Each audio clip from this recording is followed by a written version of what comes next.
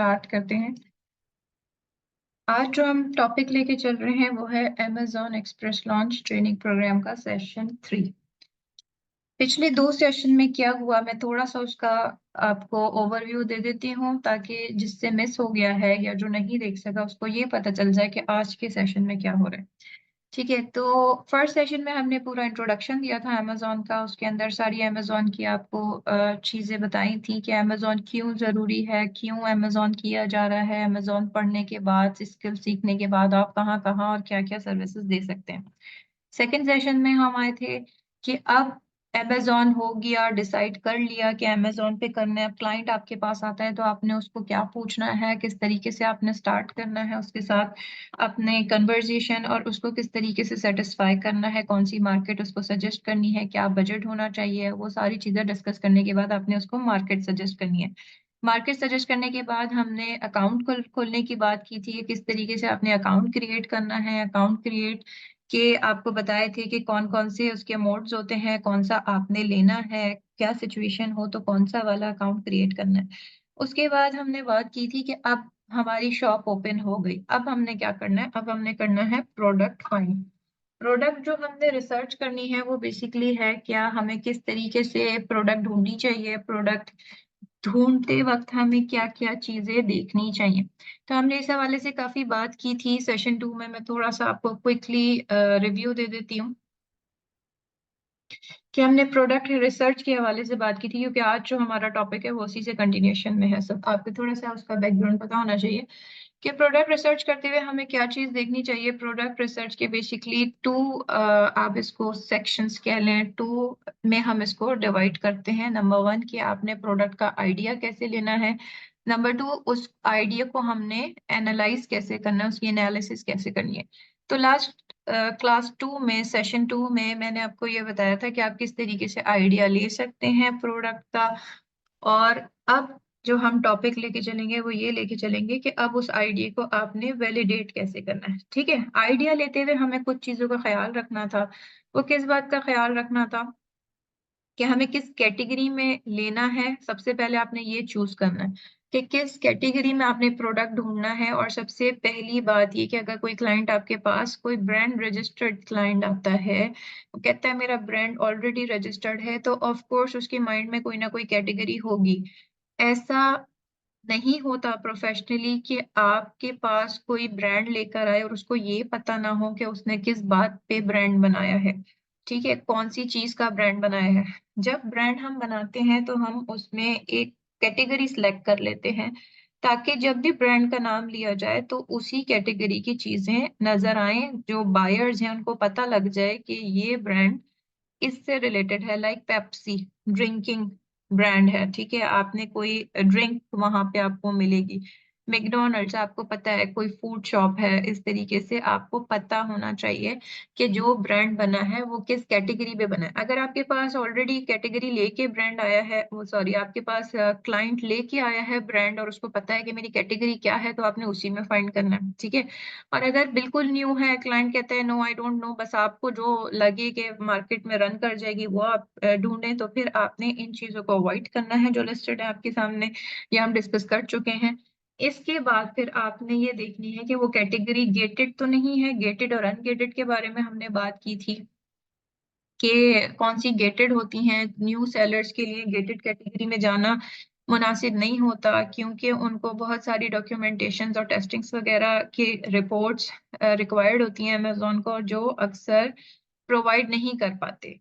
ठीक है, तो वो क्यों नहीं प्रोवाइड कर पाते, ये कहाँ से आएंगी, सारी की सारी आपके सप्लायर से आएंगी। तो जब आपने सप्लायर को अच्छा ढूंढा होगा, उसके पास वो सारी इंफॉर्मेशन होगी, वो सारी डॉक्यूमेंटेशन होगी, तभी आप अमेजोन को सबमिट करा सकते हैं, तभी आपको अप्रूवल मिल सकता है अमेजोन के प्लेटफॉर्म पे सेल करने के लिए। ठीक है, अदरवाइज आप चौक हो जाएंगे, आपके साथ आपका क्लाइंट चौक हो जाएगा, और फिर उसका ट्रस्ट लेवल आपके ऊपर खत्म हो जाएगा कि आपने उसको ऐसी प्रोडक्ट ला के दी जो आप लिस्ट तक नहीं कर सके। ठीक है, तो इन चीजों का आपने ख्याल रखना है। ये गेटेड कैटेगरीज थी, तो फिर हम कोशिश करते हैं कि इससे आगे वाली कैटेगरीज में हम जाएं।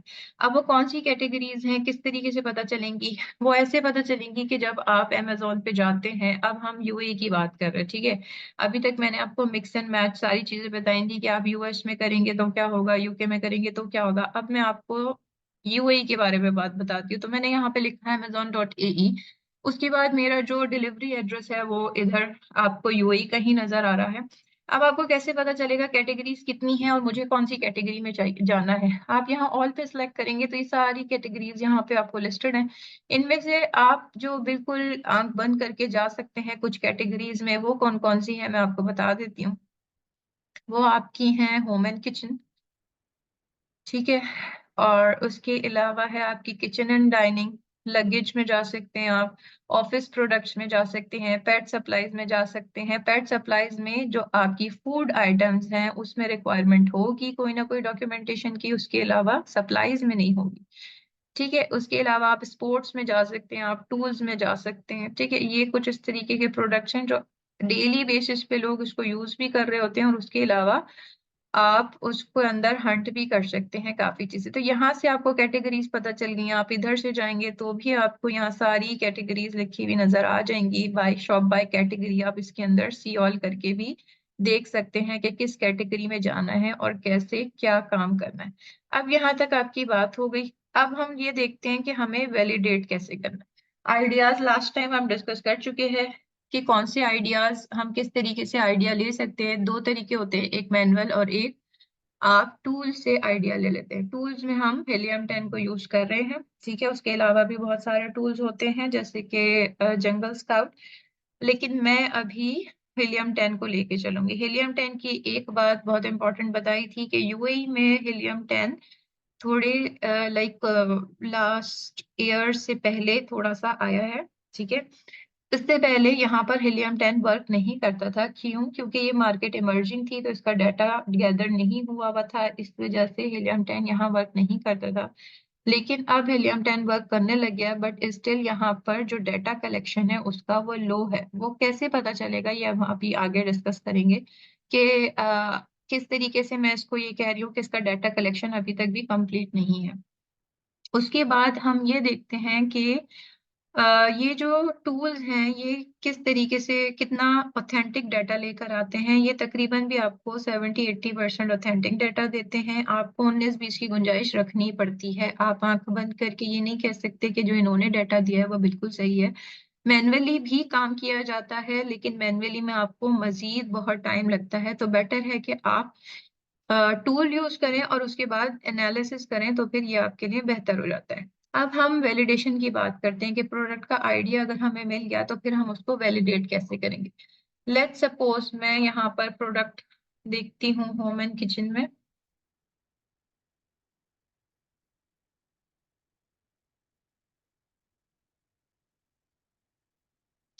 हम यहाँ पर जाते हैं बेस्ट सप्लायर्स में, बेस्ट सेलर्स में, जो मैंने आपको पहले बताया था। यहाँ से हम जाते हैं किचन कैटेगरी में, ठीक है।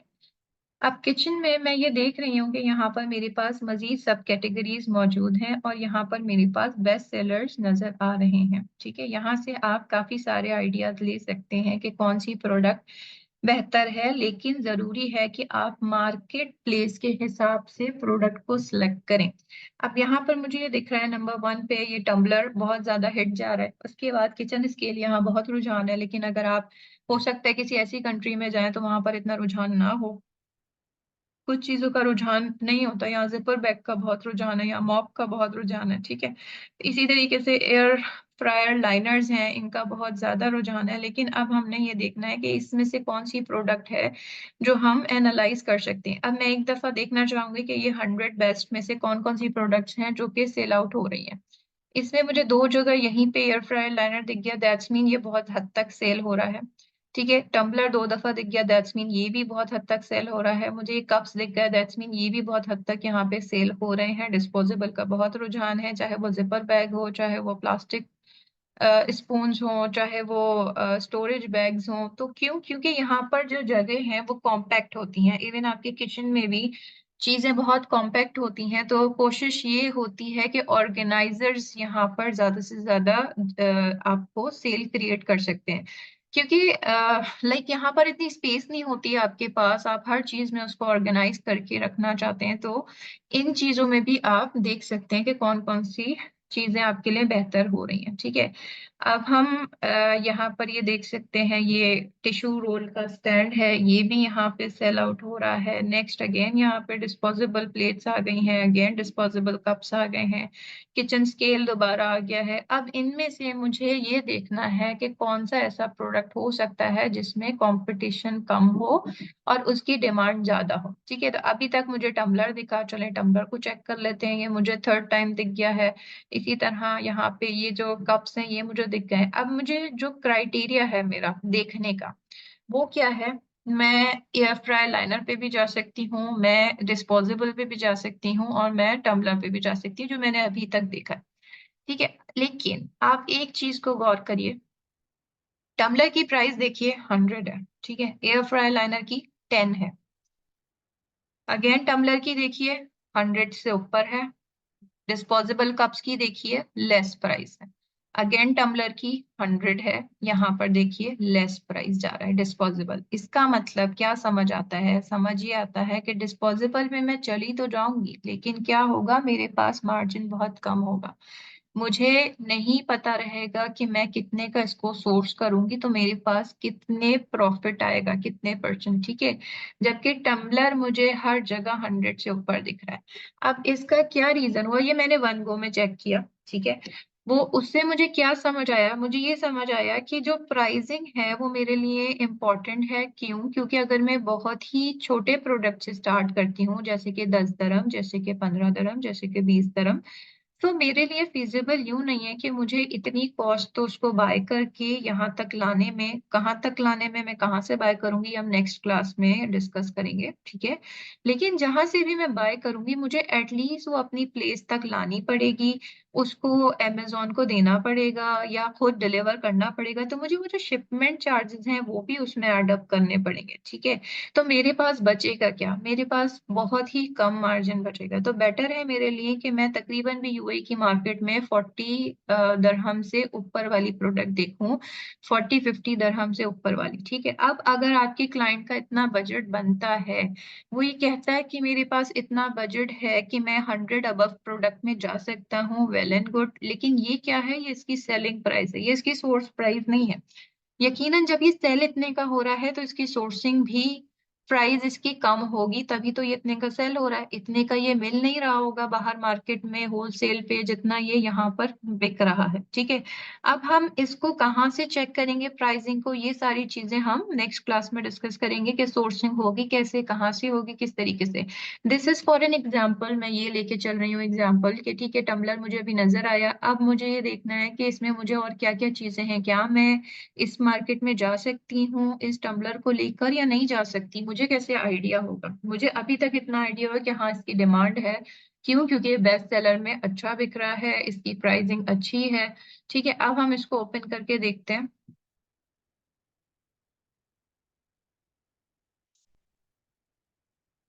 अच्छा, अब यहाँ पर मैंने आपको फर्स्ट क्लास में एक चीज बताई थी कि हमारे पास जो प्रोडक्ट है, प्रोडक्ट के अंदर बहुत सारी चीजें होती हैं जिसमें हमें ये टाइटल देखना होता है, टाइटल के साथ हमारे पास स्टार रेटिंग्स होती हैं, रिव्यूज होते हैं, कितना बाय हुआ, वो भी यहाँ पर अब आने लग गया, ये फीचर पहले नहीं आता था। तो आप ये भी देख सकते हैं कि ये पास्ट मंथ में इसके 400 यूनिट सेल हुए हैं। 400 यूनिट का मतलब आप समझ सकते हैं, आप इसको मल्टीप्लाई कर लें, 1670 को आप 400 से मल्टीप्लाई कर लें तो इन्होंने इतना रेवेन्यू जनरेट किया, दैट इज गुड।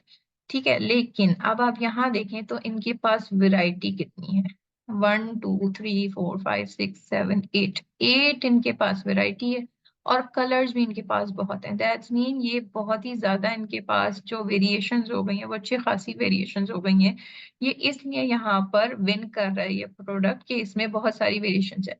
अब अगर आप फर्स्ट टाइम जाते हैं तो हम आपको रिकमेंड नहीं करते कि आप इतनी सारी वेरिएशंस के साथ जाएं, पहली बात। क्यों? क्योंकि जब आप इतनी सारी वेरिएशंस को, आपको आइडिया नहीं होता कि कौन सी वेरिएशन ज्यादा सेल हो रही है, कौन सी वेरिएशन कम सेल होगी। आपकी जो आपके जो क्लाइंट की पूरी बजट है वो उसमें चोक होके रह जाता है, स्टक हो जाता है, और आपको ये आइडिया नहीं हो पाता कि कौन सा हमारा कलर ज्यादा सेल आउट होगा या नहीं होगा। ठीक है, तो ये हमारा एक क्राइटेरिया ये भी होता है देखने का। तो अभी मैंने इस एक टम्बलर को देखा, अब मैं इसको कैसे चेक करूंगी कि ये टम्बलर यहाँ पे सेल आउट हो कैसे रहा है। बेसिकली मैं Amazon UAE पे जाती हूँ, Amazon.ae, यहाँ पर मैंने लिखा टम्बलर, क्योंकि मुझे उसका नाम टम्बलर ही पता है। हो सकता है वो मुख्तलिफ और नामों से भी सेल आउट हो रहा हो यहाँ पर। तो अब देखते हैं कि टम्बलर का एनालिसिस कर रहे हैं हम, कि अब ये टम्बलर जो हमें नजर आया था, क्या ये इस तरीके का है कि हम इसको सेल आउट कर सकें या नहीं। अब मैंने फर्स्ट ऑफ ऑल यहाँ देखा, तो मुझे यहाँ पर ही नजर आ गया कि तकरीबन भी 1 लाख पीपल हैं जो टम्बलर को सेल कर रहे हैं यूएई में। ठीक है, दैट्स मीन हाई कंपटीशन है। अगर ये यहाँ पर 10,000 होता, 20,000 होता, 40,000 होता, 50,000 होता, तो भी मुझे दिख जाता कि ओके सेल आउट हो रहा है, बट माइट बी कंपटीशन थोड़ा सा कम हो। बट यहाँ पर इतने पीपल हैं, दैट्स मीन कि अच्छा खासा सेल आउट हो रहा है। नेक्स्ट हम क्या देखते हैं यहाँ पर, बगैर टूल की बात कर रही हूँ, अभी मैं टूल से नहीं देख रही, ठीक है, जो हीलियम 10 टूल था उसके बगैर बात कर रही हूँ। ये मेरे पास जो सब नजर आ रहा है ये टूल की वजह से नजर आ रहा है, आप लोगों को नजर नहीं आएगा, आप लोगों को यहाँ से स्टार्ट होगा। ठीक है, अब ये एक ब्रांड है वियोला, ये यहाँ पर नजर आ रहा है मुझे। उसके बाद हम नेक्स्ट देखते हैं कि सबसे पहले इस पेज पे आपको दिख रहे होते हैं जिन लोगों ने एड्स रन किए होते हैं। ठीक है, अब ये ब्रांड है, इसने एड रन किया हुआ है। मुझे कैसे पता चल रहा है कि इसने एड रन किया हुआ है या ये ऑर्गेनिकली रैंक है। ऑर्गेनिकली किसे कहते हैं, जो कि सेल स्टार्ट होने के बाद, मैंने आपको फर्स्ट 2 लेक्चर्स में बताया था कि आपकी प्रोडक्ट लॉन्च होने के बाद कहीं पीछे पड़ी हुई होती है, कहीं भी नजर नहीं आती। जब वो आहिस्ता आहिस्ता करके पेज 1 पे आ रही होती है तो हम उसको कहते हैं ऑर्गेनिकली रैंक हो रही है। रैंक मतलब पेज 1 पे आ रही है। ठीक है, अब मुझे कैसे पता चलेगा कि ये पेज 1 पे ऑलरेडी और इसने ऐड चलाया हुआ है या फिर इसने रैंक किया हुआ है खुद ब खुद। मुझे यहाँ से पता चलेगा, ये लिखा हुआ स्पॉन्सर्ड। स्पॉन्सर्ड का मतलब ये है कि ये एड्स रन हो रहे हैं। हर पेज पे अमेजोन के एड्स भी होते हैं और आपकी जो ऑर्गेनिक रैंकिंग होती है प्रोडक्ट की वो भी होती है। हमें कैसे पता चलता है, हमें यहाँ पे पता चलता है ये स्पॉन्सर्ड है। एक्चुअली उसका ट्रेंड होता है कि स्पॉन्सर्ड पहले, फिर ऑर्गेनिक, फिर स्पॉन्सर्ड, फिर ऑर्गेनिक, फिर स्पॉन्सर्ड, फिर ऑर्गेनिक। ठीक है, तो ये इसका ट्रेंड होता है, पैटर्न होता है। तो अब यहाँ पर मैंने देखा तो मुझे स्पॉन्सर्ड दिखा। अब मैं यहाँ से चेक कर सकती हूँ कि ये वो लोग हैं जो बगैर एड रन किए यहाँ पर एड ऑन है। ठीक है, अब मैंने यहाँ देखा okay price is fine, price मुझे लग रहा है कि मैंने आपसे कहा कि 40 से ऊपर होनी चाहिए। ओके, 40 से ऊपर है प्राइस यहाँ पर। मजीद हम देख रहे हैं यहाँ पर चीजों को, तो मजीद मुझे यहाँ पर एक स्पॉन्सर नजर आया, ये भी पूरा ऐड चल रहा है। यहाँ पर हम देख सकते हैं। अब हम क्या देख रहे हैं, प्राइस तो हमें हमारे क्राइटेरिया के अकॉर्डिंग नजर आ रही है, लेकिन अब हमें और क्या क्या चीजें देखनी थी। हमें ये देखना था कि इसका कंपटीशन कितना है, वो ऊपर नजर आ गया 1 लाख, इसके अंदर ऑलरेडी पीपल सेल आउट कर रहे हैं। उसके बाद हमें ये भी देखना था कि इसके रिव्यूज कैसे हैं, इसकी रेटिंग्स कैसी हैं। अब अगर हम रिव्यूज और रेटिंग्स की बात करते हैं मैन्युअली, तो हम यहाँ पर एक वन गो में ये चेक करते हैं कि ओके 15 रिव्यूज हैं, रेटिंग्स अच्छी हैं, 4 से ऊपर हैं, यहाँ पर भी 4 है। ठीक है, 3.9 है। यहाँ पर हमने देखा 33, 23, दैट्स मीन के कम अज कम 20 से 4 गुना ज्यादा लोगों ने खरीदा होगा, तो इतने यहाँ पर रिव्यूज आए होंगे। अच्छा, एक बात और बताऊं कि यूएई की मार्केट में कम ही रिव्यूज आपको मिलेंगे, ज्यादा रिव्यूज नहीं मिलेंगे। क्यों? क्योंकि इमर्जिंग मार्केट है, न्यू मार्केट है, ज्यादा साल नहीं हुए इस मार्केट को हुए हुए, डेवलप हो रही है अभी, इस वजह से। अब यहाँ पर आपको थाउजेंड्स में रिव्यूज नजर नहीं आ सकते, लेकिन अगर कहीं नजर आते हैं जैसे कि ये, तो ये आपकी यूएई मार्केट की प्रोडक्ट नहीं है। इसका मतलब क्या है कि इसको कोई किसी और मार्केट से लिंक होकर यूएई में सेल आउट कर रहा है। मुझे कैसे पता चला? मुझे ऐसे पता चला क्योंकि यूएई मार्केट नई बनी है। अगर यहाँ पे ये ऑलरेडी हो रहा होता सेल, तो अभी तक भी इसके 13,000 रिव्यूज हो ही नहीं सकते थे। ऐसा हो ही नहीं सकता कि इसके 13,000 रिव्यूज आ जाएं। अच्छा, आपको पता कैसे लगेगा कि ये कहाँ का प्रोडक्ट है? आप नीचे जाएंगे तो आप इसके कहीं रिव्यूज में चेक कर लें, तो यहाँ पर लिखा है टॉप रिव्यूज फ्रॉम यूएई, और बाकी इसके अदर मार्केट प्लेस के रिव्यूज भी होंगे। देखें, top reviews from other countries. ठीक है, तो अब मुझे इससे क्या पता लगा कि ओके फाइन, यूएई में कभी इतने ज्यादा रिव्यूज हो ही नहीं सकते, तो मैं इसको एज अ कंपटीशन कंसीडर कम करती हूँ। मैं इन लोगों को ज्यादा देखती हूँ जिनके रिव्यूज 200, 100 इस तरह करके हैं। ठीक है, अब यहाँ पे मुझे पता चल रहा है कि कंपटीशन कहीं है भी, कहीं 73 है, कहीं 200 है, तो हम इसको चेक कर सकते हैं इस प्रोडक्ट को। अब हमने मजीद क्या देखना होता है यहाँ पे कि ये रेवेन्यू कितना जनरेट कर रहा है। हमने खाली प्रोडक्ट को ही तो नहीं देखना, हमें तो ये भी देखना है कि ये कितना रेवेन्यू जनरेट कर रहा है, इसकी डिमांड कितनी है। अब उसके लिए मुझे टूल चाहिए होगा। टूल के लिए मैंने आपको बताया था कि हीलियम 10 में यूज करती हूँ। हीलियम 10 का एक डैशबोर्ड होता है जो आपको बाय करना पड़ेगा और किसी टूल प्रोवाइडर से, या फिर आप उसकी वेबसाइट से डायरेक्ट भी ले सकते हैं। डायरेक्ट थोड़ा एक्सपेंसिव है, टूल से आपको, टूल प्रोवाइडर से आपको थोड़ा लो प्राइस में मिल जाता है। उसके बाद इसकी एक एक्सटेंशन होती है जो हमें क्रोम एक्सटेंशन यहाँ पे डाउनलोड करनी पड़ती है।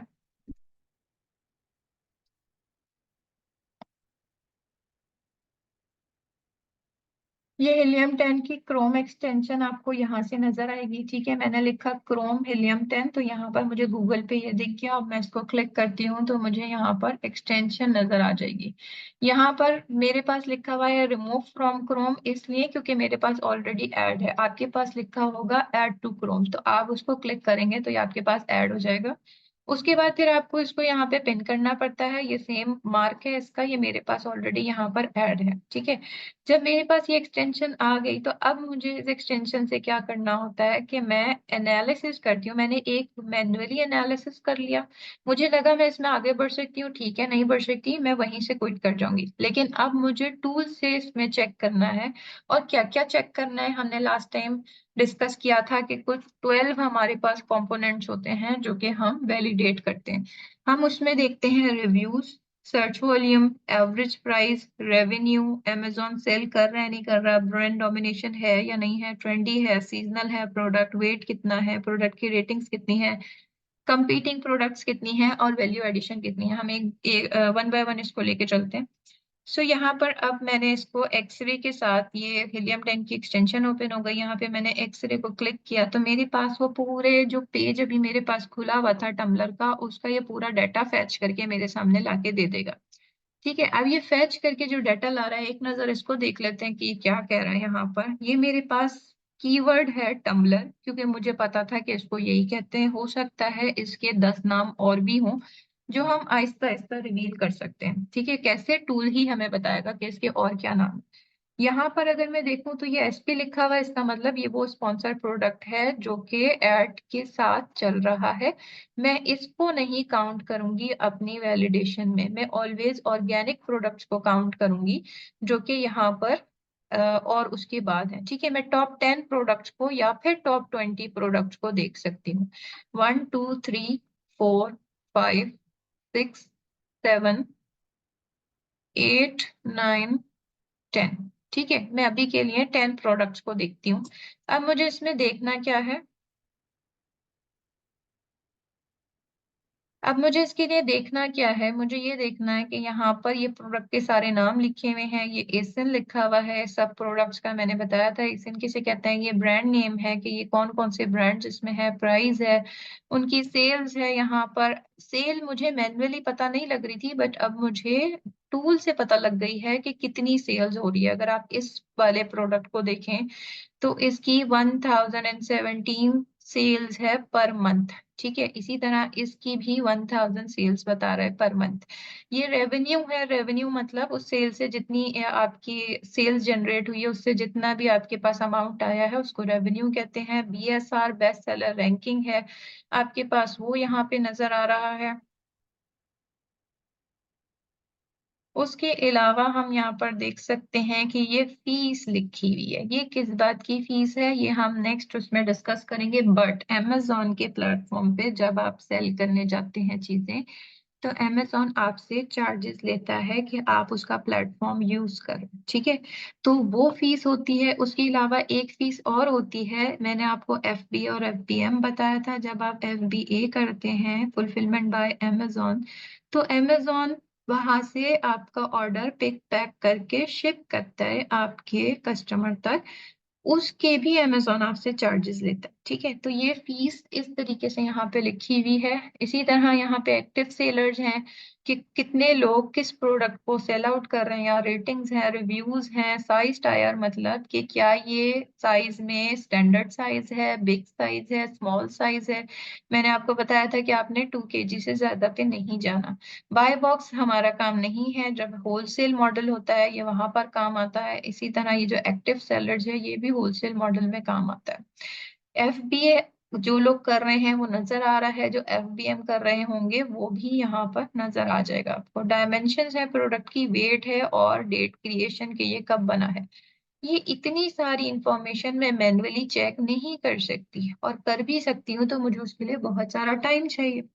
तो इसलिए टूल इंपॉर्टेंट होते हैं जो आपको डाटा फेच करके ला के देते हैं। अब अगर हम इन की बात करें, इन 10 की, तो मैं क्या कर सकती हूँ, मैं इन सबको सिलेक्ट करके सिर्फ इन 10 को डीसेलेक्ट कर देती हूँ ताकि मेरे पास सिर्फ इसका डाटा रह जाए।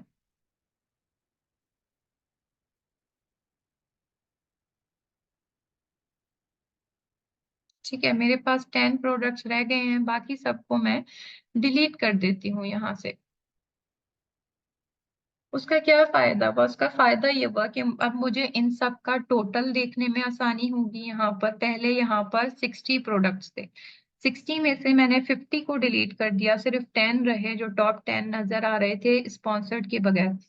अब इस 10 में से मुझे ये पता लगा कि इन 10 का जो टोटल रेवेन्यू है वो क्या जनरेट हो रहा है, एवरेज उनका, सॉरी, टोटल रेवेन्यू क्या था, 10 का एवरेज रेवेन्यू क्या जनरेट हो रहा है, उनकी एवरेज प्राइस क्या है, एवरेज बीएसआर क्या है, और एवरेज रिव्यूज का है। ठीक है, अब हम वन बाय वन लेके चलते हैं कि हमें क्या देखना है। पहले हम रिव्यूज पे बात करते हैं कि रिव्यूज हमें कितने देखने चाहिए यूएई मार्केट के लिए।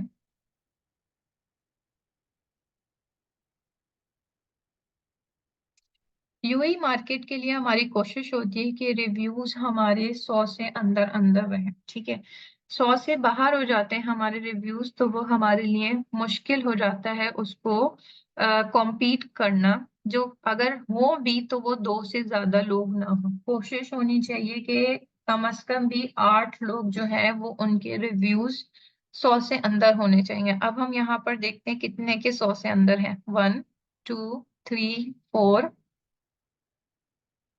5 6, 6 लोगों के 100 से अंदर हैं, बाकी 2 लोगों के 100 से बाहर हैं। अब ये जो 2 लोग हैं ये यूएई मार्केट के नहीं है, बल्कि ये किसी और मार्केट से यूएई मार्केट में है। ठीक है, लेकिन इनके रिव्यूज हैं तो ऑफ कोर्स कंपटीशन है, तो मेरे लिए ये प्रोडक्ट यहाँ पर कंपेटिटिव मानी जाएगी कि इसके जो रिव्यूज हैं वो मेरे पास 4 लोगों के, 10 में से 4 लोगों के बहुत ज्यादा हैं और बाकी लोगों के कम है। इसका रीजन क्या है, मुझे क्यों देखने रिव्यूज? क्योंकि जब मैं मार्केट में आऊंगी तो मेरे पास 0 रिव्यूज होंगे।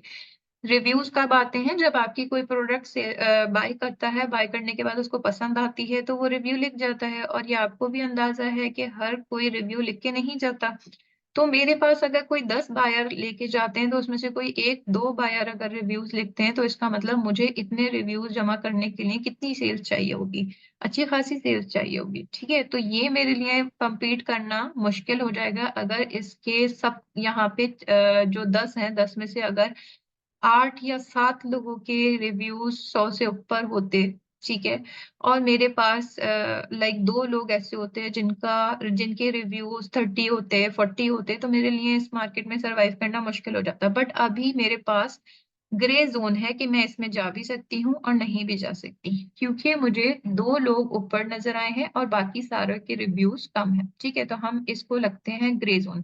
अब आपने इसको करना कैसे है, आपने बेसिकली यहाँ पे एक एक्सेल शीट बना लेनी है। उस एक्सेल शीट के ऊपर आपने ये कंपोनेंट सारे लिखने हैं। कंपोनेंट लिखने के बाद हर प्रोडक्ट को जब आप चेक करते जाएंगे तो आपने उसके आगे टिक या क्रॉस लगाते जाना है। ठीक है, मेरा ये अभी क्राइटेरिया ग्रे जोन में है, इसलिए मैंने इसको ग्रे जोन में रख दिया है। अगर मुझे दिख जाता कि ये 4 नहीं बल्कि लाइक 2 अगर मेरे आउटसाइड कंट्री ना होते तो फिर मैं इसको फाइन कह देती कि हाँ मेरे पास 8 लोग जो हैं उनके रिव्यूज 100 से कम हैं और 2 लोगों के रिव्यूज 100 से ज्यादा हैं, तो ठीक है, मेरे लिए क्राइटेरिया बिल्कुल मेरे लिए एलिजिबिलिटी हो जाती कि मैं इस प्रोडक्ट में रिव्यूज के सेंस में पास होती हूँ, लेकिन अभी मेरे पास 4 लोग ऐसे हैं जिनके रिव्यूज ज्यादा हैं, सो आई विल कीप इट कि अगर मेरे पास बाकी चीजों पे बाकी चीजें मैं इस तरीके से मैनेज कर सकती हूँ तो देन आई विल सी। ठीक है, अभी हम इसको ग्रे जोन में रखते हैं। अब सर्च वॉल्यूम यूएई मार्केट के लिए बेसिकली हम इसको नहीं देखते, क्यों? क्योंकि मार्केट न्यू है, यहाँ पर अभी इतना डाटा गैदर नहीं हुआ। अगर आप यहाँ पर भी देखें तो ये सर्च वॉल्यूम इस वक्त एनए नजर आ रहा है, जबकि ऐसा नहीं है। अगर आप इसको यूएस यूके और डिफरेंट बड़ी मार्केट्स में देखेंगे तो वहां पे इस कीवर्ड का सर्च वॉल्यूम आपको नजर आएगा। ठीक है, तो यूएई में हम सर्च वॉल्यूम को नहीं देखते, लेकिन अगर यूएस यूके की बात करते हैं तो कम से कम भी 8,000 सर्च वॉल्यूम होना चाहिए, बट यूएई में इट्स फाइन। बगैर सर्च वॉल्यूम के भी हम इसको देख सकते हैं। ठीक है, एवरेज सेलिंग प्राइस मेरी कम से कम भी यूएई में 40 से ऊपर होनी चाहिए। क्या ये 40 से ऊपर है? सबकी प्राइस एवरेज अगर मैं यहाँ पर चेक करूँ तो देखें एवरेज प्राइस 79 बन रही है, तो यस ये क्राइटेरिया मेरा फुलफिल हो रहा है। रेवेन्यू में हम चेक करते हैं तो कम से कम भी मेरे पास 6,000 रेवेन्यू होना चाहिए।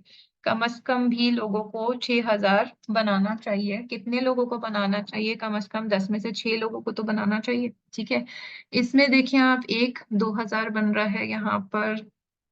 जो रेवेन्यू है वो इनका बन रहा है ज्यादा 1, इनका बन रहा है ज्यादा 2। अब मेरे पास कोई ऐसा नहीं बच रहा जिसने मजीद यहाँ पर 6,000 बनाए हो रेवेन्यू के। ठीक है, अब एक बात मैंने आपसे कही थी कि टूल्स में झोल भी होता है। आप उसकी जो इसकी जो डाटा है उस पर 100% बिलीव नहीं कर सकते। उसके लिए हम मैन्युअली भी चेक करते हैं कि इसकी सेल हो रही है नहीं हो रही है। उस पे हम ट्रैकिंग कर रहे होते हैं। ट्रैकिंग कैसे कर रहे होते हैं? हम उसका बीएसआर चेक करते हैं डेली बेसिस पे कि किस तरीके से उसकी उसके यूनिट्स डाउन हो रहे हैं या नहीं हो रहे। तो हमें बीएसआर से आइडिया हो जाता है कि ओके इसकी सेल हो रही है या नहीं हो रही। एक बात तो ये होती है। दूसरी हम क्या करते हैं कि हम यहाँ पर ये चेक कर लेते हैं कि क्या ये सारे न्यू लिस्टेड हैं या फिर ये ओल्ड लिस्टेड है। मैंने यहाँ पे लास्ट में आपको ये बताया कि ये देखें यहाँ पे डेट क्रिएशन है। इसका मतलब ये अप्रैल में न्यू सेलर है, ये भी न्यू सेलर है। 22 का आया हुआ है, ये भी न्यू सेलर है। मार्च में ये भी न्यू सेलर है जिसने 23 में लॉन्च की, ये भी न्यू सेलर, ये भी न्यू सेलर। इसका मतलब 10 में से तकरीबन 1 2 3 4 5 6 7 सेलर्स मेरे पास जो है वो न्यू है इसके अंदर। इसका मतलब ये प्रोडक्ट इसके पास इतना ही डाटा हो सकता है कि ये मुझे जो शो करा रही है। अब उस न्यू में से 2 लोग हैं जो मेरे पास ओल्ड नजर आ रहे हैं। एक 2020 में लॉन्च हुआ है, एक 2021 में लॉन्च हुई भी है। ये देखने से मुझे क्या फायदा हुआ? ये फायदा हुआ कि ये लोग कितने साल से बेच रहे हैं, कितने पुराने हैं, और इनका रेवेन्यू कितना जनरेट हो रहा है। अगर इनमें से किसी ने अच्छा रेवेन्यू जनरेट किया हुआ है तो वो कौन है, और मैं उनके जैसा रेवेन्यू जनरेट कर सकती हूँ कि नहीं कर सकती। ठीक है, तो ये चीज भी हमें यहाँ से देखनी होती है। अब रेवेन्यू के मामले में इनका रेवेन्यू बहुत कम जनरेट हुआ हुआ है। अगर ये 23 से भी सेल कर रहे हैं तो भी इनका रेवेन्यू सिर्फ 79 होना या सिर्फ 2,000 होना, it's not a big deal. आपको कम से कम भी यहाँ पर 3 से 4 हजार 5,000 का रेवेन्यू मिलेगा, तभी तो आप आगे जाके इसको सेल आउट कर सकेंगे। ठीक है, तो इसका मतलब ये वाला क्राइटेरिया मेरा पास नहीं हो रहा, तो मैं इसके आगे क्रॉस लगा दूंगी कि ये इतना रेवेन्यू जनरेट नहीं कर रहे सब लोग। सिर्फ कौन जनरेट कर रहा है? ये 2 लोग हैं जो ज्यादा रेवेन्यू जनरेट कर रहे हैं, बाकी सब नहीं कर रहे। तो इसका मतलब मेरा ये क्राइटेरिया यहाँ पे फेल होता है। Amazon as seller, Amazon sell यहाँ पर नहीं करना चाहिए, या कितना सेल करना चाहिए? यहाँ पर 10 में से तकरीबन 2 Amazon अगर हों तो वो बेहतर रहते हैं। आप उसके साथ जा सकते हैं, लेकिन अगर 10 में से 2 से ज्यादा Amazon सेल कर रहा होगा यहाँ पर, तो आप उसके साथ नहीं जाएंगे। इसका क्या मतलब हुआ? Amazon सेल कर रहा है, सबसे पहले इस बात को समझिए। उसका मतलब क्या है? एक तो हम लोग सेल कर रहे होते हैं सेलर्स, ठीक है। एक Amazon अपने ही प्लेटफॉर्म पे खुद ही आके सेल कर रहा होता है, उसको कहते हैं AMZ एस सेलर। Amazon खुद ही अपने प्लेटफॉर्म पे सेल कर रहा है। अच्छा, अब Amazon क्यों होने चाहिए 10 में से 2 या उससे ज्यादा नहीं होने चाहिए? उसका क्या मतलब हुआ? उसका मतलब ये हुआ कि मैंने आपको 2 शिपिंग मोड बताए थे, एक FBA और FBM। अगर हम यहाँ पर देखें तो ये सारे के सारे इस वक्त FBA हैं, लेकिन एक AMZ है। ठीक है, AMZ मतलब ये Amazon खुद सेल आउट कर रहा है। उसके अलावा यहाँ पर कोई भी नहीं है। इसका मतलब मेरे लिए ये एरिया पॉजिटिव है। मैं इस क्राइटेरिया पे पास ऑन करती हूँ कि मैं इसके साथ आगे जा सकती हूँ। अगर ये अमेज़न यहाँ पर एक से ज्यादा होते, सॉरी दो से ज्यादा होते, तीन होते, चार होते, पांच होते, तो उसका क्या फायदा होता अमेज़न को? अमेज़न सारा का सारा चंक खुद ले जाता और सेल्स जो है वो खुद ले जाता और दूसरे सेलर्स को नहीं देता। उसका क्या रीजन है? वो प्राइस इतने ड्रॉप कर देता है कि आप वहां पर सरवाइव ही नहीं कर सकते प्रॉफिट के साथ। ठीक है, तो इसलिए हम कोशिश ये करते हैं कि जहां अमेज़न सेल करने आ जाए दो से ज्यादा टॉप 10 में, तो फिर हम उस प्रोडक्ट में भी नहीं जाते। लेकिन अभी ये क्राइटेरिया मेरे लिए पास ऑन होता है, मैं इसमें जा सकती हूँ। ठीक है, तो दैट्स मीन ये क्राइटेरिया मेरे लिए पास हो गया। अब ब्रांड डोमिनेशन की बात करते हैं। ब्रांड डोमिनेशन का मतलब क्या है कि एक ही ब्रांड बार बार बार बार अगर यहाँ पर रिपीट हो रहा होगा टॉप 10 में, या फिर एक ही ब्रांड जो है वो लेके जा रहा होगा सारे चंक, सारी जो रेवेन्यू है वो एक ही ब्रांड लेके जा रहा होगा, या दो ब्रांड लेके जा रहे होंगे, तो भी हमारा इसमें जाने का कोई फायदा नहीं है। अगर आप देखें तो इसमें रिपीटेड ब्रांड स्टैनली है। ठीक है, उसके अलावा नहीं है। इसका मतलब स्टैनली तो है, लेकिन स्टैनली ही यहाँ पर देखें, जो दो रेवेन्यू की बात हमने यहाँ पे की थी कि ये ज्यादा जनरेट कर रहे हैं, एक्चुअली वो एक ही ब्रांड है और उस एक ही ब्रांड के दो आपके पास प्रोडक्ट्स हैं जो पूरा का पूरा चंक लेके जा रहे हैं। इसका मतलब क्या हुआ? यहाँ ब्रांड डोमिनेशन है, जितनी सेल्स है वो सारा यही ब्रांड लेके जा रहा है। ये किसी और को मौका ही नहीं दे रहा कि कोई और अपनी सेल्स यहाँ पे जनरेट करे। अगर आप इसकी और हिस्ट्री थोड़ी सी देखें और फिक्र करें थोड़ा सा, तो यही ब्रांड है जो 23 में लॉन्च हुआ है। ठीक है, स्टैनली का। लेकिन वो दूसरे किसी को मौका ही नहीं दे रहा अपने साथ वाले सारे ब्रांड्स को, वो भी सब 23 में लॉन्च हुए हैं, लेकिन ये यही लेके चंक जा रहा है। इसका मतलब इसके पास बजट ज्यादा था, इसके पास मार्केटिंग बजट ज्यादा था, इसने अपनी वेरिएशन ज्यादा रखी हुई होंगी यकीनन। हम जरा खोल के भी देख लेते हैं कि इसके अंदर ऐसी क्या खास बात है जो और किसी में नहीं है, ताकि हमें अच्छे से आइडिया हो जाए कि यहाँ पर क्या हो रहा है इन दो प्रोडक्ट्स के साथ। देखें, वेरिएशंस के साथ जाने मना किया था, यहाँ पर वेरिएशंस के साथ बैठा हुआ है, और एक ना दो, बहुत सारी वेरिएशंस के साथ बैठा हुआ है, इस प्रोडक्ट में भी और इस प्रोडक्ट में भी। ठीक है, ये रीजन है कि ये सारी की सारी सेल लेके जा रहा है। अगर ये एक सिंगल होता, सोलो सोलो प्रोडक्ट होता, कोई इसमें वेरिएशंस नहीं होती, ना कलर की, ना डिजाइन की, ना साइज की, तो फिर आपके पास बहुत अच्छा चांस बन जाता कि ओके आप किसी को बीट कर सकते हैं। बट आप इसको बीट इसलिए नहीं कर सकते क्योंकि ये अच्छा खासा वेरिएशंस लेकर आया हुआ है, इसके पास यकीनन इतना ही इसने अपना मार्केटिंग बजट भी लगाया हुआ होगा अपने आप को टॉप पे रखने के लिए, और बायर्स के पास चॉइस हो गई है बहुत ज्यादा। जब वो इसकी लिस्टिंग पे आते हैं, इसके प्रोडक्ट पे आते हैं, तो उनके पास चॉइस ही चॉइस होती है कि वो ये नहीं तो ये खरीद लें, ये नहीं तो ये खरीद लें। दैट्स मीन कि वो जाने ही नहीं देता बायर को बगैर खरीदे। तो ये क्राइटेरिया मेरे लिए यहाँ पे फेल हो जाता है कि मैं इस तरह के प्रोडक्ट में नहीं जा सकती। ठीक है, ट्रेंडी का क्या मतलब है कि कोई प्रोडक्ट किसी ट्रेंड के साथ आया और जैसी ट्रेंड खत्म हुआ वो प्रोडक्ट भी डाउन हो गया। वो कैसे हमें पता लगेगा? ट्रेंड चेक करने के लिए हमारे पास गूगल ट्रेंड एक वेब होती है, उस पे हम जाके देख लेते हैं गूगल ट्रेंड पे।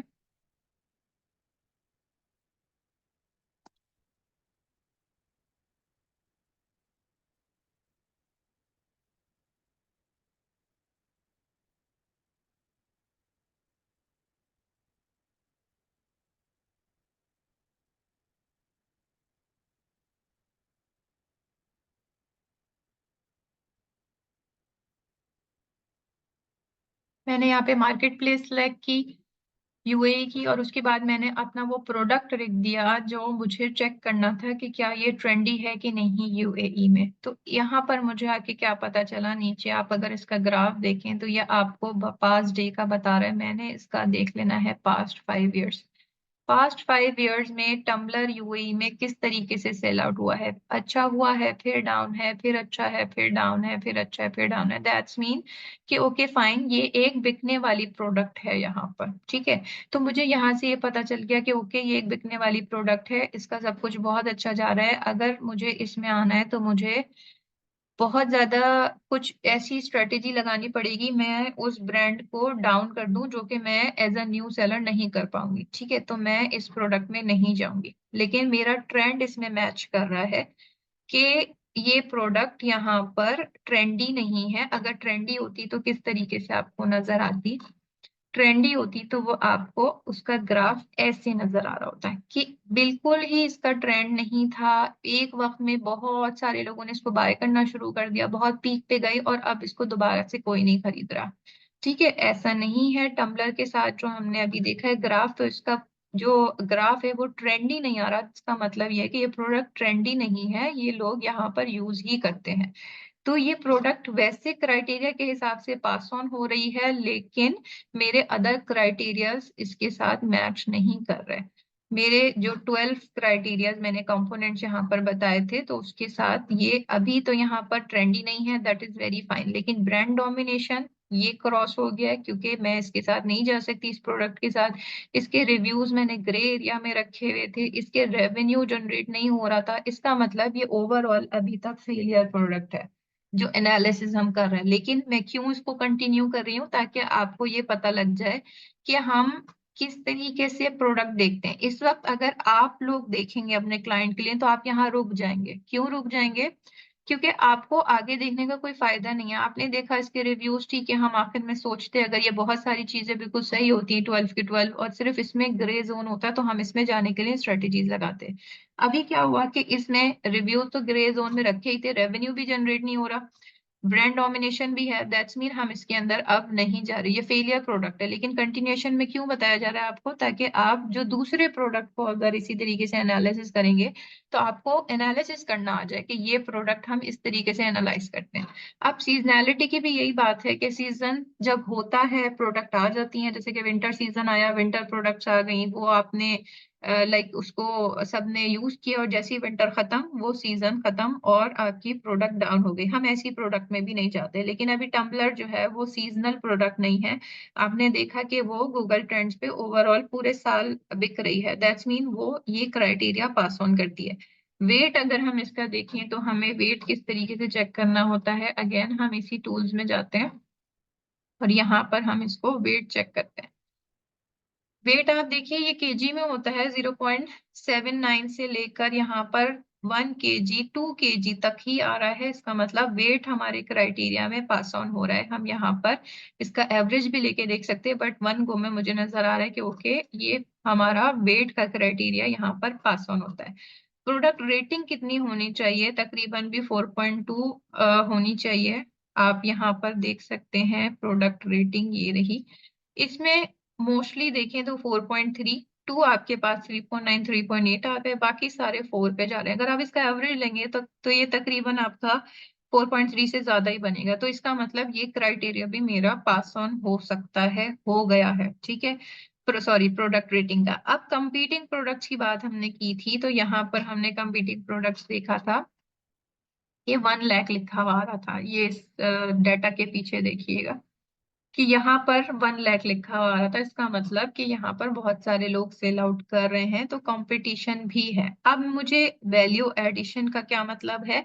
अगर मेरा क्लाइंट इसको कोई 15-20 वेरिएशन के साथ बेच रहा है, तो मैं ऐसा क्या करूं कि मेरा प्रोडक्ट लोग लेने पे मजबूर हो जाए, हाईलाइट करूं उसको। क्या कर सकती हूँ? या तो मैं कस्टमाइज करना शुरू कर दूं। मेरे पास एक आइडिया है कि ओके, जो भी कोई आएगा, मेरे पास एक मैसेज लिखे, मेरे पास कोई मशीन है, मैंने उसको उसके नाम के साथ कस्टमाइज करना शुरू कर दिया। या तो मैं इस तरीके से उसकी वैल्यू एडिशन कर सकती हूँ, या फिर मैं टम्बलर के साथ कोई उसको 2 स्ट्रॉज उसको फ्री दे सकती हूँ, या कोई और चीज। तो इसको हम कहते हैं वैल्यू एडिशन। वैल्यू एडिशन जब तक अब आप नहीं करते, आजकल के दौर में आपकी प्रोडक्ट हाईलाइट नहीं होती, बायर्स आपके पास नहीं आते प्रोडक्ट को बाय करने के लिए। तो ये हमारे पास पूरे टोटल 12 कंपोनेंट्स थे, जो कि मैंने आपके साथ 1 बाय 1 डिस्कस किए फॉर टम्बलर। लेकिन मेरी ये प्रोडक्ट इस वक्त फेल हो गई। अब आपको क्या करना है? इसी तरीके से आपने हर प्रोडक्ट को देखना होता है, देखने के बाद उसको एनालाइज करना होता है। पहले आपके पास आइडिया आया, आइडिया आने के बाद आपने उस प्रोडक्ट को एनालिसिस किया, और एनालिसिस के बाद आपको ये पता चला कि ये प्रोडक्ट मार्केट के हिसाब से पास है या फेल है। ठीक है, आप मैन्युअली इतना कुछ नहीं देख सकते जितना आप टूल्स में देख लेते हैं और क्विकली देख लेते हैं। मैन्युअली आप घंटों लगा देंगे ये चीजें देखने के लिए, उसको एनालाइज करने के लिए, फिर भी आपको कुछ चीजें पता नहीं लगेंगी उसके साथ। ठीक है, तो टूल्स बहुत जरूरी है वैलिडेशन करने के लिए। और जब वैलिडेशन हो जाती है तो फिर आपके पास प्रोडक्ट पास होती है या फेल होती है। अभी फेल हो गई है, जब ये पास हो जाती तो फिर हम क्या करते हैं, नेक्स्ट स्टेप होता हमारा कि हम इसकी सोर्सिंग देखते कि ये सोर्स हमें कहाँ से करनी है, कितने की करनी है, कितना प्रॉफिट मार्जिन निकल रहा है। अगर हमारा प्रॉफिट मार्जिन कम से कम भी 25-30 से परसेंट होता, कम से कम, ज्यादा से ज्यादा तो 50 से ऊपर हो तो बहुत ही अच्छी बात है। लेकिन अगर कम से कम भी हमारा 25 से 30% निकलता है प्रॉफिट, तो हम इस प्रोडक्ट को लेके चलते आगे। लेकिन अगर हमारा ये प्रोडक्ट प्रॉफिट ही नहीं दे रहा, हमने लोकली जाके देखा कि ठीक है टम्बलर हमें मिल जाए कहीं से बहुत अच्छी प्राइस में मिल जाए, इतना मिले कि कम से कम मेरे पास मार्जिन हो, या फिर मैंने अलीबाबा से सोर्स किया या कहीं से भी, ये नेक्स्ट क्लास का टॉपिक है जो हम सोर्सिंग के बारे में डिस्कस करेंगे। बट आपको एक थॉट बताना जरूरी है कि इतना लंबा प्रोसेस हमने क्यों किया, ये यहाँ पर एंड नहीं हुआ। जब आप इसके बाद सोर्सिंग करने जाएंगे, सोर्सिंग की आप पूरी प्रॉफिट कैलकुलेशन करेंगे जो हम नेक्स्ट क्लास में करेंगे। सो जब आपको प्रॉफिट निकलेगा तो आपकी ये हंटिंग करामद होगी। अगर आपका प्रॉफिट नहीं निकला तो ये हंटिंग आपकी कोई काम नहीं आएगी, फिर आपको दोबारा से हंट करना पड़ेगा। ठीक है, तो ये अभी आपको लग रहा है थोड़ा लेंदी प्रोसेस है, हो सकता है कुछ लोगों को समझ आ रहा हो, कुछ को नहीं भी समझ आ रहा हो, लेकिन ये आपको एक अच्छी प्रोडक्ट निकालने में बहुत हेल्प करता है, रिस्क से बचाता है। ये जो इतनी सारी चीजें आप देखते हैं, अदरवाइज आपकी अपनी मर्जी होती है, आपको लगा कि नहीं आज मेरे पास ये कोई मार्केट में मुझे प्रोडक्ट नहीं लगी, आपने जाके अपने क्लाइंट को दी, आपने लॉन्च कर दी, जब आप मार्केट में लेके गए वो प्रोडक्ट चली नहीं, किसी ने खरीदी नहीं, आपको बाद में पता लगा कि नहीं इसके तो बहुत सारे कंपैटिटर्स ऑलरेडी मौजूद थे, उन्होंने तो ये तो टम्बलर मैं लेकर आई थी कि ये चलो ये 100 दरहम का मैं सेल आउट कर दूंगी, लेकिन मेरे कंपेटिटर्स तो इसको 33 का भी सेल आउट कर रहे हैं, और अब मैं क्या करूं। और फिर आप क्लाइंट को कोई जस्टिफिकेशन नहीं दे पाते। ठीक है, इन शॉर्ट आपकी क्वालिटी वर्क ही नहीं होता कि आप क्लाइंट को कोई जस्टिफिकेशन दें कि आपने किस तरीके से ये प्रोडक्ट फाइंड करके उसको दे दी, और आपने कहा कि नहीं नहीं ये तो बहुत प्रॉफिट देने वाली लग रही है, और इसकी तो इसकी तो सेलिंग प्राइस भी इतनी अच्छी है, सब कुछ अच्छा है, लेकिन आप देखना ही भूल गए कि इसको एनालाइज करना ही भूल गए, तो वो आपके किसी काम नहीं आने वाली। ठीक है, तो ये हमारी सारी चीजें थी जो कि हमने प्रोडक्ट हंटिंग में डिस्कस करनी थी। इसके अलावा हमारे पास और क्या क्या तरीके हैं जिससे हम ये देख सकते हैं कि प्रोडक्ट का आइडिया कहाँ से लें। अभी तो मैंने आपको बेस्ट सेलर में से दिखाया था, ठीक है, बेस्ट सेलर में से दिखाया था। अब यहाँ पर आपके पास डिफरेंट कुछ आइडियाज होते हैं। एक हमारे पास यहाँ पर एक्सटेंशन होती है AMZ सजेशन एक्सपेंडर। ठीक है, वो आप यहाँ पे जब डाउनलोड करते हैं तो यहाँ पर आप कुछ भी लिखेंगे, जैसे मैंने लिखा टम्बलर, ये एक मुझे टूल भी सजेशन देता है, एक मुझे AMZ सजेशन एक्सपेंडर होता है वो भी मुझे सजेशन दे रहा होता है। ठीक है, तो जब आप यहाँ पर लेके चलते हैं उसको, तो यहाँ पर ये आपको आगे और पीछे के कीवर्ड्स बता देता है। अगर मैंने यहाँ पे लिखा प्लास्टिक टूथब्रश, ठीक है, तो ये मुझे बहुत सारे आइडियाज यहाँ पे दे देगा। Plastic toothbrush holder, plastic toothbrush cup, plastic toothbrush cover, toothbrush case plastic, plastic toothbrushes, plastic free toothbrush. मेरे पास कितने सारे आइडियाज आ गए सिर्फ एक टूथब्रश के। ठीक है, तो ये आपको आइडियाज देने में ये एक्सटेंशन हेल्प करती है। अभी हीलियम 10 के दे रही है, इसी तरह एक अमेजोन सजेशन एक्सपेंडर होता है, वो भी आपको इसी तरह कीवर्ड्स मजीद निकाल निकाल के आपको देखता है। जैसे कि यहाँ पर अगर आप देखें तो plastic storage box, plastic bags, plastic cups, toothbrush cover kits, toothbrush, ये आपको सारे यहाँ पे बता रहा है। इलेक्ट्रिक टूथब्रश, टूथब्रश होल्डर, ये सारे आपको आइडियाज दे रहा है। इन आइडियाज को भी आप इस तरीके से वैलिडेट कर सकते हैं। दूसरा, आप यहाँ पर इनका सर्च वॉल्यूम चेक कर सकते हैं। अभी जो हमने टम्बलर का देखा था हमें 0 सर्च वॉल्यूम नजर आ रहा था, अब आप इलेक्ट्रिक टूथब्रश का देखिए तो यहाँ पर 2968 सर्च वॉल्यूम है। दैट्स मीन बहुत ज्यादा डिमांडिंग प्रोडक्ट है।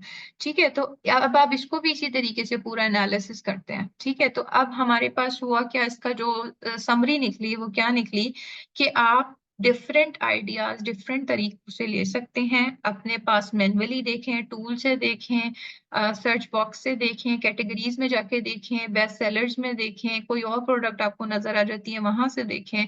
और इस तरीके से देखने के बाद फिर आप उसको वैलिडेट करते हैं। अच्छा, मैंने टूल्स में आपको एक तरीका बताया था कि ब्लैक बॉक्स से आप लेते हैं, आप मैग्नेट से भी लेते हैं वहां पर, ठीक है। मैग्नेट क्या है वो भी एक दफा आपको दिखा देती हूँ। ये हीलियम 10 का टूल है। जब आप यहाँ पे टूल सेक्शन में जाते हैं तो आपके पास एक तो आता है ब्लैक बॉक्स प्रोडक्ट रिसर्च में, ठीक है। एक और आपके पास आता है यहाँ पर मैग्नेट। आप जब इस मैग्नेट में जाते हैं तो मैग्नेट में जाने के बाद आप अपनी मार्केट प्लेस सर्च करेंगे। मेरी मार्केट प्लेस यहाँ पर है यूएई, ठीक है। मैंने मार्केट प्लेस सेलेक्ट की। अब मैंने यहाँ पर लिख दिया टूथ ब्रश। मैंने क्या लिखा यहाँ पर, जो मेरा सीट कीवर्ड था मैंने वो लिखा। आप यहाँ पे देखिए मेरे पास यहाँ पर भी बहुत सारे ऑप्शंस आ गए। अदरवाइज मैंने गेट कीवर्ड्स कर देना है।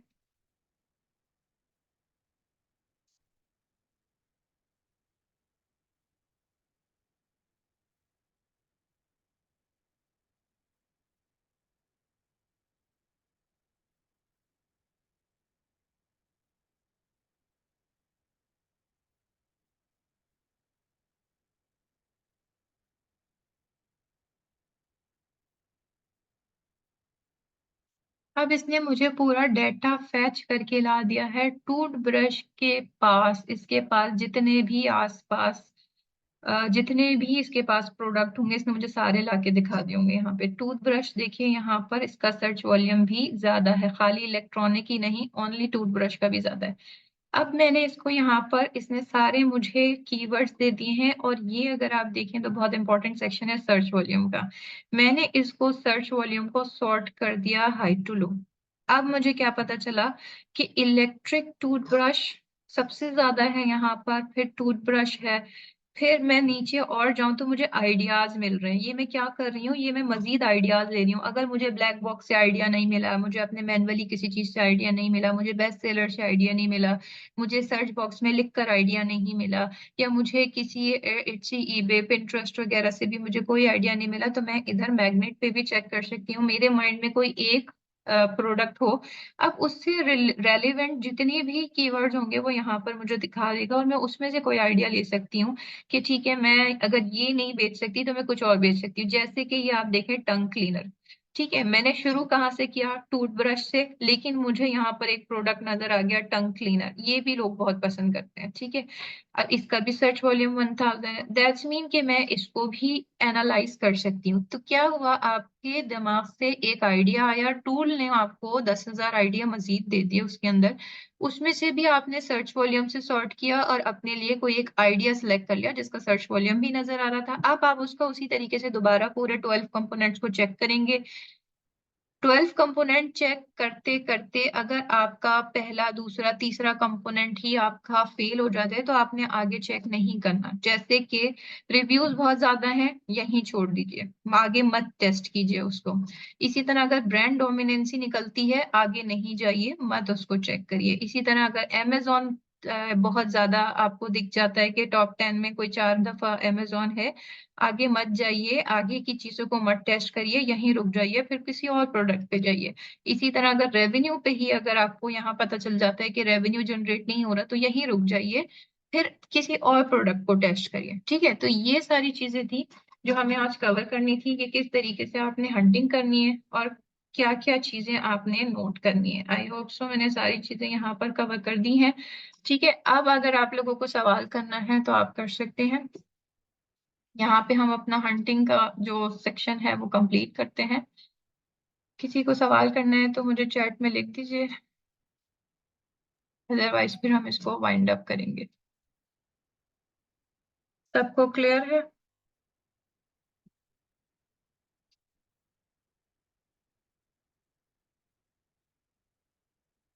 ओके, सो इंशाल्लाह फिर हम नेक्स्ट इसमें सोर्सिंग के हवाले से बात करेंगे। कि सोर्सिंग हमें कैसे करनी है। जो लोग टूल से प्रैक्टिस करना चाहते हैं बहुत अच्छी बात है, अगर उनको टूल्स कैसे लेना है तो वो पूछ सकते हैं। लेकिन अगर जो सिर्फ इस वक्त एक्सप्लोरिंग के मरहले पे हैं वो एक्सप्लोर ही कीजिए, लेकिन एटलीस्ट कुछ कीजिए ताकि आपके माइंड में रहे। ठीक है, आपने भी अपना 1 घंटा लगाया यहाँ पर तो आपको भी उसका कोई फायदा होना चाहिए। ठीक है class, thank you so much. और फिर इंशाल्लाह हम नेक्स्ट क्लास कल रखेंगे और उसमें हम सोर्सिंग को डिस्कस करेंगे। Thank you so much. फिर इंशाल्लाह कल सेशन रखते हैं। ओके, अल्लाह हाफिज।